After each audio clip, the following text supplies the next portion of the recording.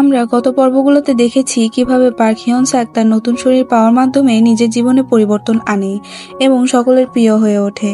যারা গত 2 পর্ব দেখেন নাই তারা এই ভিডিওর কমেন্ট বক্স থেকে গত পর্বের ভিডিওটি দেখে নেবেন, তাহলে গল্পটি বুঝতে আপনার সুবিধা হবে।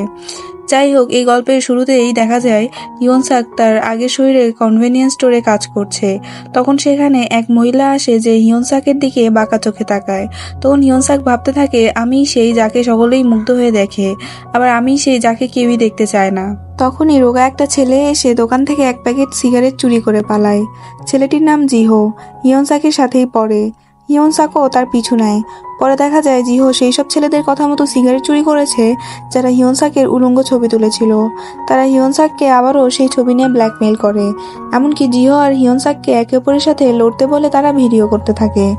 তখনই বাস্কোর এন্ট্রি হয়। সে বলে, ও তাইলে তোরাই এখানে বাচ্চাদেরকে বুলি করিস। তাই বলে সে একটার গলা টিপে শূন্যে তুলে ফেলে, যেটা দেখে বাকিরা ভয় পেয়ে যায়। ছাড়া পেয়ে কোনো মতো নিজের জান নিয়ে লেজ গুটিয়ে পালায় সব বুলির দল। হিয়ন-সাক এসব দেখে রীতিমতো ক্রাশ খেয়ে যায় বাস্কোর উপর। পরের দিন জিহো স্কুলে না আসায় হিয়ন-সাক দুশ্চিন্তায় পড়ে যায়। লাঞ্চ করার সময় হিয়ন-সাক বাস্কোর ব্যাপারে হানিওলের থেকে জানতে চায়। হানিওল বলে বার্নাকল গ্যাংয়ের লিডার বাস্কো। বার্নাকল হলো বক্সিং এর একটি গ্যাং যাদের হাতের পাঞ্চ অনেক বেশি শক্তিশালী। তখন সেখানে 3 শয়তান চলে আসে আর হিয়ন-সাকের সাথে বন্ধুত্ব করতে চায়। তখনই সেখানে বাস্কোর এন্ট্রি হয়, যাকে দেখে সকলেই দাঁড়িয়ে যায়। শয়তানদের সাথে হিয়ন-সাককে দেখে বাস্কো ভাবে সে হয়তো তাদের লিডার, তাই সে হিয়ন-সাককে শিক্ষা দেওয়ার জন্য তার কাছে এসে তার কাঁধে খুব জোরে চেপে ধরে। আর হিয়ন-সাক নিজেকে ধরে রাখতে পারে না, বসে পড়ে। হংজে, জিনসিয়ংও এসব দেখছিল। বাস্কো বলে, তোর সুন্দর চেহারা আছে আর গায়ে একটু জোর আছে বলেই তুই যা তা করতে পারিস না। তাই বলে আরো জোরে চাপ দেয় কাঁধে। হিয়ন-সাক ব্যথায় কাতর হয়ে যায়। সবাই বলাবলি করতে থাকে, কেউ কখনো বাস্কোর হাত ছাড়াতে পারেনি। কিন্তু যে যাই বলুক, আমাদের হিয়ন-সাক অতি কষ্টে এক হাত দিয়েই বাস্কোর হাত ছাড়িয়ে নেয়, যেটা অবিশ্বাস্য ছিল। আর হিয়ন-সাক বলতে থাকে, আমি হয়তো তোমাকে অন্য কারোর সাথে গুলে ফেলেছিলাম। তখন বাস্কোর চেলা এসে বলে, কোথাও একটা ভুল বোঝাবুঝি হচ্ছে, আমাদের এসব বাদ দেওয়াই ভালো। তাই বলে সে বাস্কোকে নিয়ে যায়। পরে দেখা যায় বাস্কোর হাতে যেখানে হিয়ন-সাক ধরেছিল সে জায়গায় হাতের দাগ বসে যায়। তখন 3 শয়তান হিয়ন-সাককে এসে বলে, বাহ, তোমার কোনো জুড়ি নেই, তুমি কি আমাদেরকে তোমার বন্ধু বানাবে? আমরা অনেক মজা করবো একসাথে। এটা শুনে হিয়ন-সাক স্বপ্ন দেখতে থাকে, তারা একসাথে গান গাচ্ছে, বল খেলছে, সেলফি তুলছে। সে রাজি হয়ে যায়। পরে দেখা যায় সে ঘুরে বালি, তারা তাকে মদ খেতে রেখেছে। জিনসিয়ংও সেখানে আসে। জিনসিয়ং হিয়ন-সাককে দেখে রেগে যায় কিন্তু কিছু বলে না। সবাই হিয়ন-সাককে মদ খাওয়ার জন্য জোর করতে থাকে। এইদিক জিনসিয়ং মাতাল হয়ে যায় মদ খেতে খেতে। বাকিরা হিয়ন-সাককে জিজ্ঞেস করে সে কই থাকে। হিয়ন-সাক বলে সে এখন আর তার বাবা মার সাথে থাকে না। তখন সবাই তার বাসায় যেতে চাইলে হিয়ন-সাক বলে না, সে তার বন্ধুর সাথে থাকে, যে সারা রাত কাজ করে আর দিনে ঘুমায়। এটা শুনে শয়তানগুলো ভেবে নেয় অনেক ভয়ানক কারোর সাথে হয়তো হিয়ন-সাক থাকে, তাই তাকে ডিস্টার্ব করা যাবে না। তখন হিয়ন-সাক জিনসিয়ংকে মিজিনের ব্যাপারে জিজ্ঞেস করে। সবাই বলে মিজিন এসব পছন্দ করে না, ও হানিউলের মতন এমন বদমাইশ নয়। এটা শুনে হানিউল তেলে বেগুনে জ্বলে ওঠে। তখন হিয়ন-সাক বলে, ও মিজিন আর জিনসিয়ংকে একসাথে অনেক মানায়। যেটা শুনে জিনসিয়ং সেই খুশি, পুরো গদগদ হয়ে যায় আর হিয়ন-সাকের সাথে সকল শত্রুতা ভুলে মুহূর্তেই তারা বন্ধু হয়ে যায়। তখন 3 শয়তান মিলে বলতে থাকে গতকাল কিভাবে তারা মোটা হিয়ন-সাক আর জিহোর মারামারির ভিডিও করেছে। এসব শুনে রাগেতে হিয়ন-সাক এক পেগ মদ গিলে ফেলে আর ওই চিকন শয়তানের ফোন এক হাতেই ভেঙে ফেলে, যেটা দেখে মোটু পাতলু দল ভয় পেয়ে যায়। হিয়ন-সাক বলে, তোমাদের এমন ভিডিও করা মোটেই উচিত হয়নি। এই বলেই সে অজ্ঞান হয়ে যায়। আসলে তার নেশা হয়ে গিয়েছে আর জ্ঞান ফিরে দেখে সে তার পুরনো শরীরে। সে ঘুমানোর চেষ্টা করে কিন্তু অদ্ভুত স্বপ্ন দেখে আবার জায়গা পেয়ে যায়। সে এই ভেবে ভয় পেয়ে যায় হয়তো তার হ্যান্ডসাম শরীর অদৃশ্য হয়ে গিয়েছে। সে এক দৌড়ে বাড়ি চলে যায় যেখানে তার নতুন শরীর আছে। আর তাকে দেখে সবাই বলে, এই শুকর এখানে কি করছে? মোটা হিয়ন-সাক বলে তাকে হিয়ন-সাকের ফ্রেন্ড পাঠিয়েছে হিয়ন-সাককে নিয়ে যেতে। তখন যাওয়ার পথে জিনসিয়ং মোটা হিয়ন-সাককে বক্সিং এর একটা কৌশল শেখায় আর নিজেকে প্রোটেক্ট করতে শিখতে বলে। আসলে জিনসিয়ং এর মনটা ভালোই।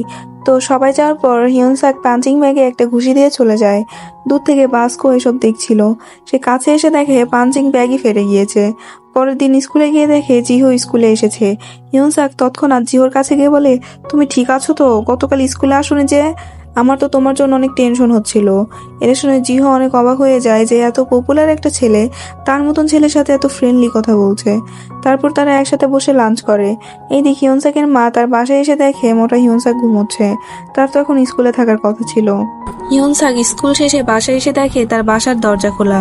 সে ভিতরে ঢুকে দেখে তার মা এসেছে, কিন্তু তার মা তাকে দেখে চিনতে পারে না। সে তখন বলে সে হিয়নসাকের নতুন বন্ধু। তখন তার মা মোটা হিয়নসাককে ঘুম থেকে ডাকতে চাইলে সে তাকে ডাকতে মানা করে। সে বলে তারা একসাথে থাকে খরচ বাঁচানোর জন্য। তখন হিয়নসাকের মা বলে সে তো আমাকে তোমার ব্যাপারে কিছু বলেনি। তখন হ্যান্ডসাম হিয়নসাক বলে হয়তো ভুলে গিয়েছে কাজে চাপে, সারা রাত কনভেনিয়েন্স স্টোরে কাজ যে করতে হয় ওকে। তখন তার মা বলে ও এই জন্যই ছেলেটা আমার এখন ঘুমোচ্ছে, তাই বলে কম্বল দিয়ে ঢেকে দেয় হিয়নসাককে। আর হ্যান্ডসাম হিয়নসাককে বলে তুমি কি আমাকে কিছু সময় দিতে পারবে, আমি তোমার সম্পর্কে আরো জানতে চাই। তখন তারা দামি একটা রেস্টুরেন্টে যায়। হিয়নসাকের মা অবাক হয়ে যায় এত দামি রেস্টুরেন্টে এসে। সেখানেও সবাই হ্যান্ডসাম হিয়নসাককে মুগ্ধ হয়ে দেখছিল। সেখানে বাস্কর গ্যাংয়ের একজন ওয়েটারের চাকরি করে। হিয়নসাক আর তার মা বসে কফি খায় আর গল্প করে। হিয়নসাকের মা বলে তাহলে এটাকেই আমেরিকানো বলে, কখনো খায়নি তো। হিয়নসাক যদি খেতে পারতো তবে তার অনেক পছন্দ হতো। আচ্ছা যাই হোক, তোমার নাম কি বাবা? হিয়নসাক উত্তর দেয় তার নামও হিয়নসাক। তখন তার মা বলে তাই, তোমাকেও দেখতে অনেকটা আমার ছেলের মতোই লাগে। আসলেই মায়েদের চোখে তার সন্তান সবসময় সুন্দর, তা অন্যদের চোখে যেমনই হোক না কেন। তখন বাস্কো সেখানে আসে আর হিয়নসাকের কণ্ঠ শুনে সতর্ক হয়ে শুনতে থাকে সবকিছু। হিয়নসাকের মা তার ছেলেকে নিয়ে অনেক প্রশংসা করতে থাকে, যেমন তার ছেলে অনেক সুন্দর গান গায়। সে আরো বলে হিয়নসাকের কি আরো টাকার প্রয়োজন, সে পার্ট টাইম জব করতে শুরু করেছে যে। হিয়নসাক বলে এমনটা নয়। তখন বাস্কর গ্যাংয়ের সেই ছেলে যে এখানে ওয়েটারের কাজ করে সে এসে বলে এটা হিয়নসাকের ফ্রেন্ডের মা, প্লিজ বাস্কো তুমি এখানে কোনো গন্ডগোল করবে না, আমার চাকরি চলে যাবে তবে। বাস্কো বুঝতে পারে এটা সেই কনভেনিয়েন্স স্টোরে কাজ করা মোটা ছেলেটার মা, আর হিয়নসাক তাকে বুলি করে এসে এখন তার মায়ের সামনে তার বন্ধু হওয়ার নাটক করছে। বাস্কোর অনেক রাগ উঠে যায়। সে এক হাত দিয়ে তার হাতে থাকা দুধের ক্যান নষ্ট করে ফেলে। হিয়নসাকের মা তাকে বলে আমার ছেলেটা আগের স্কুলে অনেক বুলির শিকার হতো, এখানেও এমন হচ্ছে না তো?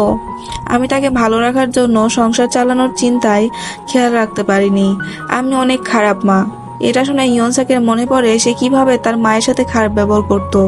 তার অনেক কষ্ট লাগে এই জন্য। তারপর তার মা ওই রেস্টুরেন্টে থাকা কার্টুন বক্সগুলো চেয়ে নেয়।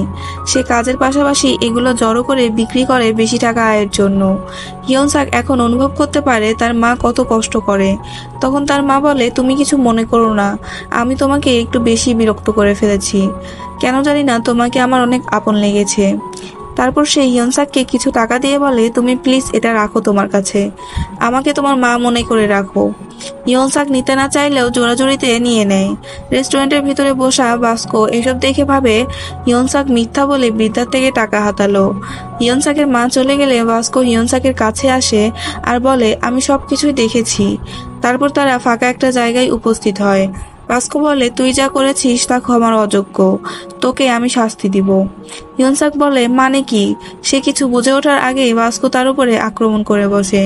হিয়নসাক এত পাওয়ারফুল মুভস দেখে ভয় পেয়ে যায় আর কোনো মতো সেসব ডজ করতে থাকে। হিয়নসাক ভাবে বাস্কো কত শক্তিশালী, সে কিভাবে তার সাথে পেরে উঠবে। আর বাস্কো এদিকে ভাবে হিয়নসাক কিভাবে তার আক্রমণকে ডজ করছে। এখানে দুইজনের মধ্যে এক দুর্দান্ত অ্যাকশন হয় যেটা এক্সপ্লেনেবল না। আমি চেষ্টা করব কিছু দৃশ্য দেখানোর। তো হিয়নসাক বলে তোমার প্রবলেমটা কি, কি চাও তুমি? তখন বাস্কো বলে ওই বৃদ্ধা তোমাকে যে টাকা দিয়েছে সেটা আমাকে দাও। যেটা শুনে হিয়নসাক ভাবে ও বাস্কো টাকা চায়, ওকে আমি সবার থেকে আলাদা ভেবেছিলাম, কিন্তু ও তা নয়। এভাবে দুজনের মধ্যে সেই লেভেলের একটা ভুল বোঝাবুঝি হয় আর হিয়নসাক এবার রেগে যায়। আর হিয়নসাক জিন সিয়ং এর শেখানো পদ্ধতিতে বাস্কোকে পাঞ্চ করলে বাস্কো তা সহজেই ডজ করে। বাস্কো ভাবে এইবার পেয়েছি তোরে। তারপর অনেক জোরে ঘুষির শব্দ হয়। আমরা তো ভাবি হিয়নসাক শেষ। তারপরের সিনে বাস্কোর গ্যাংয়ে সেই ওয়েটার বোম আসলে হিয়নসাক বলে তুমি প্লিজ বাস্কোর খেয়াল রেখো, তাই বলে এসে চলে যায়। আর আমরা বাস্কোকে নিচে পড়ে থাকতে দেখি। তখন বাস্কো বোমকে বলে আমি জিতেই যাচ্ছিলাম, কিন্তু হিয়নসাক হঠাৎ এসে তাকে এলবো অ্যাটাক করেছে, যার সামনে বাস্কো টিকতে পারেনি। বোম বিশ্বাসই করতে পারে না এসব কিছু। রাত হয়ে যায়। হিয়নসাক স্টোরে কাজ করছিল আর ভাবছিল সে কিভাবে বাস্কোর বিরুদ্ধে জিতলো। তখনই বাস্কো আসে আর বানানা মিল্ক কেনে আর মোটা হিয়নসাককে সরিও বলে। বাস্কো বলে, আমি তোমার টাকা তোমাকে ফিরিয়ে দিতে পারলাম না, আর মনে রেখো তুমি কিন্তু দুর্বল নয়, ট্রেনিং শুরু করো। বাস্কো চলে যাওয়ার পর হিয়নসাকও ট্রেনিং করতে উদ্বুদ্ধ হয় আর পুশ আপ দিতে নেয়।